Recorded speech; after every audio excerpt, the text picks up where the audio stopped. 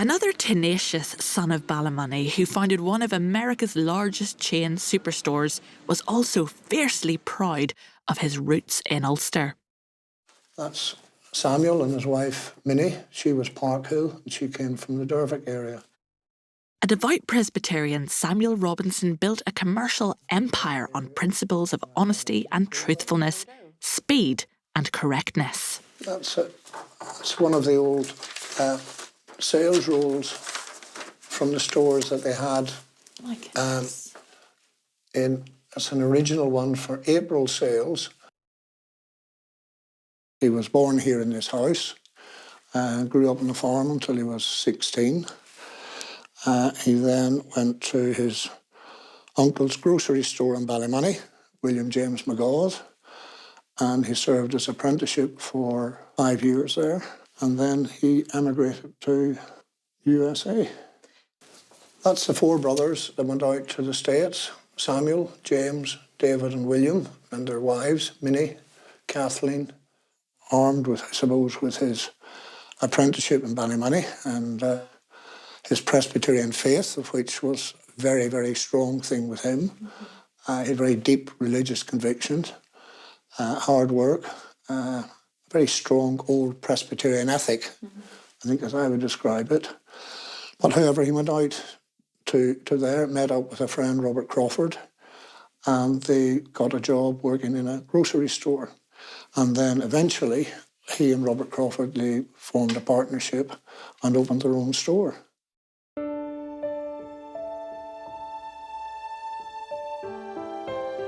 By the end of the 1890s, they had 3 stores in operation, and after that, they started to grow fairly vigorously.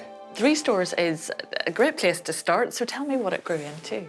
Mid sort of 1910 or thereabouts, they'd grown to about 110 stores, and then they merged, did sort of reverse takeover of 3 or 4 other companies out there, 3 of which had all Ulster roots, if you like, people from Coleraine and around this area, and that created American Stores Corporation. So Samuel, he became president of that. His brother James became a vice president. So they, along with Robert Crawford, they developed that. And that was a big business. It was a huge business. Absolutely. And this was in Philadelphia, and that was marking 50 years of Robinson and Crawford. Wow, look at they really knew how to dress, didn't they? They had grown to about 1,250 stores, employing more than 20,000 people. It was boom time in America, a lot of growth, and you know, probably in 15 years to go from no store to 1,250 was a bit of going. Very innovative, I think, in their approach.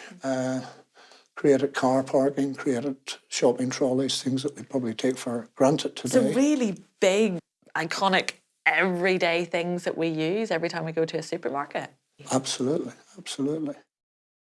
He had really strong Presbyterian roots. I mean, to what extent did that anchor his life? How important was that to him? Oh, I think that was central to his life.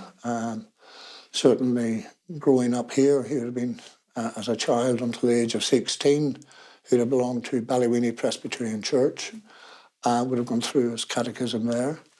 But every Sunday was given up to meetings, sort of going to church, YMC meeting in the afternoon, and probably an evangelistic meeting in the evening. His gift from his mother when he went to America was a Bible, which he kept with him all of his life, and kept it on the desk in his office. At that time in the States, there were lots of people coming out to America, going west. And it was said that if you had a North Antrim accent and could answer a catechism or two, you had a job. And that's the hospital before the trees grew up and houses were built around it.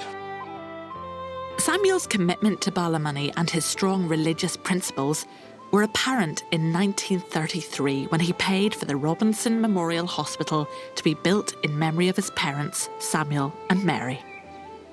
Ballymoney already had, it had the root hospital there, but yes, it was something additional for the community, and he offered to fund the building of it.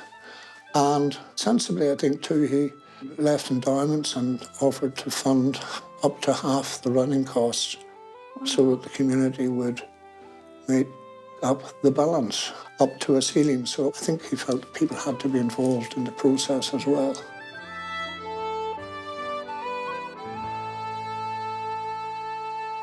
And how amazing that almost 100 years later, that gift is still giving. The board still exists as trustees of the endowment fund. And you're on the board? Yes. I've been involved for about 50 years now. I've been president for the last 25 odd years.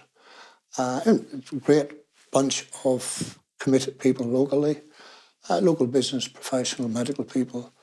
And our function is to manage the investments, to pass the income over to currently it's the NHSCT, but call that the health service.